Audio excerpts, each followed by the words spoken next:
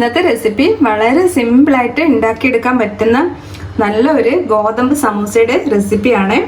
അപ്പം മൈദയൊക്കെ കഴിക്കാൻ ഇഷ്ടപ്പെടാത്തവർക്ക് ട്രൈ ചെയ്യാൻ പറ്റിയ നല്ലൊരു സ്നാക്സ് ആണിത്. അപ്പം ഇതിൻ്റെ ഫില്ലിങ്സും വളരെ നല്ലതാണ്.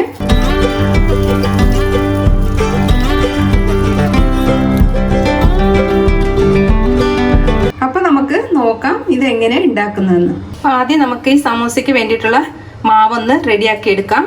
അപ്പം അതിന് വേണ്ടിയിട്ട് ഞാൻ 1 കപ്പ് ഗോതമ്പ് മാവ് പാത്രത്തിലേക്ക് ഇട്ട് കൊടുത്തിട്ടുണ്ട്. ഇതിലേക്ക് നമുക്ക് ആവശ്യത്തിനുള്ള ഉപ്പിട്ട് കൊടുക്കാം. ഇനി നമുക്കിത് കുറേശ്ശെ വെള്ളം ഒഴിച്ച് നന്നായിട്ടൊന്ന് കുഴച്ചെടുക്കാം. അപ്പം നമ്മൾ ചപ്പാത്തി മാവ് കുഴയ്ക്കുന്ന ആ ഒരു പാകമാണ്.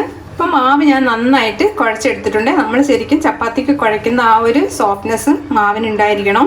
അതിനാൽ നല്ലതുപോലെ പ്രസ് ചെയ്ത് തന്നെ കുഴയ്ക്കുകയും വേണം. പിന്നെ ഇതിലേക്ക് ഞാൻ എണ്ണയൊന്നും ഒഴിച്ചിട്ടില്ല. അപ്പം ഇനി മാവ് നന്നായിട്ട് ഒന്നുകൂടെ ഒന്ന് സോഫ്റ്റ് ആവാൻ വേണ്ടിയിട്ട് നമുക്ക് കുറച്ച് നേരം ഒന്ന് മൂടി വെക്കാം. ഇനി നമുക്ക് ഇതിന് വേണ്ടിയിട്ടുള്ള ഫില്ലിംഗ് ഒന്ന് റെഡിയാക്കി എടുക്കാം.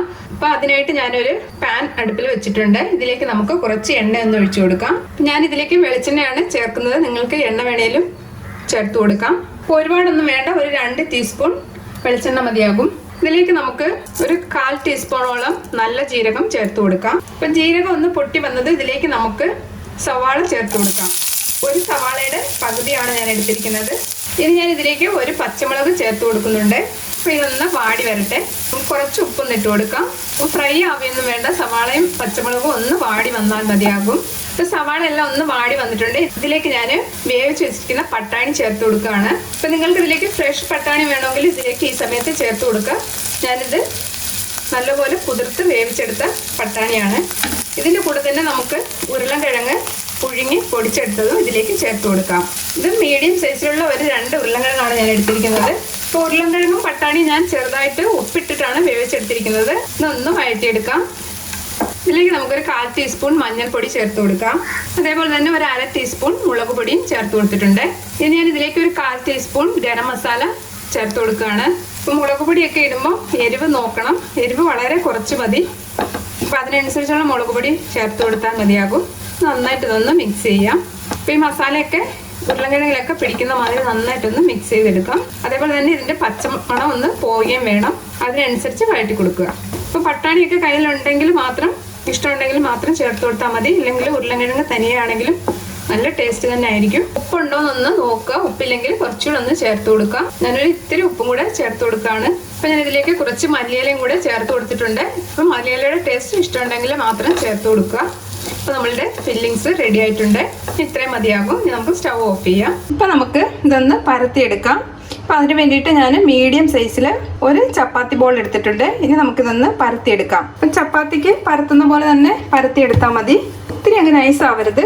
കാരണം നമ്മൾ ഫില്ലിങ് വെക്കുമ്പോൾ പൊട്ടിപ്പോകുന്ന രീതിയിൽ നൈസാക്കി പരത്തിയെടുക്കരുത്. അപ്പോൾ ഇതിനൊന്ന് ഷേപ്പ് ആക്കാൻ വേണ്ടിയിട്ട് ഞാനൊരു ടിഫിൻ ബോക്സ് വെച്ചിട്ട് ഒരു റൗണ്ട് ഷേപ്പിൽ കട്ട് ചെയ്തെടുക്കുകയാണ്. ഈ ഒരു വലിപ്പം മതിയാകും. ഈ ഒരു വലിപ്പം ഈ ഒരു കട്ടിയിലും പരത്തിയെടുക്കുക. അപ്പോൾ ഇതേപോലെ തന്നെ നമുക്ക് ബാക്കിയുള്ളത് ഒന്ന് പരത്തിയെടുക്കാം. അപ്പോൾ ഷേപ്പ് ഒന്നും നോക്കണ്ട, നമ്മൾ കട്ട് ചെയ്തെടുക്കുന്നതുകൊണ്ട് ഷേപ്പ് ഒന്നും നോക്കേണ്ട കാര്യമില്ല. ഇത് നമുക്ക് ഒന്ന് ഷേപ്പാക്കി എടുക്കാം. അപ്പോൾ ഞാനെല്ലാം ഒന്ന് പരത്തിയെടുത്തിട്ടുണ്ട്. ഇനി നമുക്കിതിലേക്ക് ഫില്ലിങ് വെച്ച് കൊടുക്കാം. അപ്പോൾ ഇതിൻ്റെ സെൻറ്റർ ഭാഗത്തായിട്ട് ആവശ്യത്തിനുള്ള ഫില്ലിങ് വെച്ച് കൊടുക്കുക. ഇതേപോലെ ഒന്ന് മടക്കിയെടുക്കുക. അപ്പോൾ നമുക്കിതിൻ്റെ സൈഡ് ഒട്ടിക്കാൻ വേണ്ടിയിട്ട് ഞാൻ കുറച്ച് ഗോതമ്പ് മാവ് ഇതേപോലെ ഒന്ന് കുഴച്ചെടുത്തിട്ടുണ്ട്. ഇത് നമുക്ക് ഇതിൻ്റെ സൈഡിലൊന്ന് ഒട്ടിച്ചു കൊടുക്കാം. അപ്പോൾ ഇതേപോലെ ഒന്ന് തേച്ചിട്ട് നന്നായിട്ടൊന്ന് പ്രസ് ചെയ്ത് കൊടുത്താൽ മതി. ഇനി നന്നായിട്ട് 2 അറ്റവും നന്നായിട്ട് ഇതേപോലെ ഒന്ന് പ്രസ് ചെയ്തെടുക്കുക. അപ്പം എണ്ണ എല്ലാം ഉള്ളിലേക്ക് കടക്കാതിരിക്കാൻ വേണ്ടിയിട്ടാണ് ഇങ്ങനെ ചെയ്യുന്നത്. ഇനി നമുക്ക് ഇതിൻ്റെ സൈഡെല്ലാം ഈ ഫോർക്ക് കൊണ്ട് ചെറുതായിട്ടൊന്ന് പ്രസ് ചെയ്ത് കൊടുക്കുക.